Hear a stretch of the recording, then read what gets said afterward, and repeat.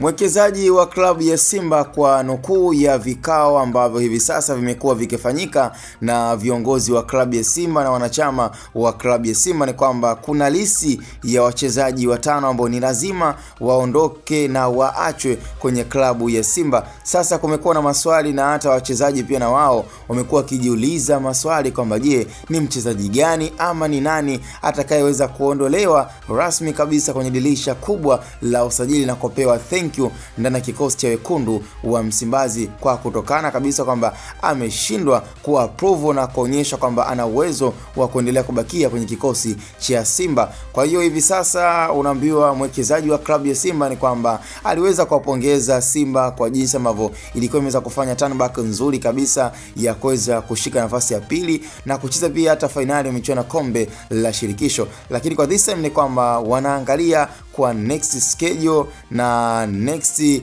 plan kwa msimu unaokuja ni kwamba inabidi wafanye vitu gani, na hata katika vikao pia wamekuwa kijadili zaidi ni kwamba wachezaji gani waje wenye quality hali ya juu ambayo wanaweza wakafanya pia momentum ya Simba iendelee kuwa ni nzuri hata katika michuano ya klabu bingwa. Na nikufahamisha kwamba kwa baadhi ya aina ya wachezaji ambao pia wamekuwa ni kama hatarini na kumekuwa na jasho kubwa likiendelea kutoka ni wachezaji kama kina Lionel Ateba Mbida, mchezaji kama Steven Dese Mukwala, lakini pia na Fabrice Luamba Ngoma, Musa Kamara na mchezaji kama Valentin Nouma ambaye pia na yeye yumo hatarini kuachwa zaidi 100% na klabu ya Simba, kutokana kabisa kwamba nafasi kweli amepewa, lakini still bado hakuna yale aliyoweza kuyaonyesha ambayo yamewafanya viongozi wa klabu ya Simba waamini kwamba labda Valentin Noma, Lionel Ateba Mbida, Steven Dese Mukwara, Fabrice Luamba Ngoma kwamba wanastahili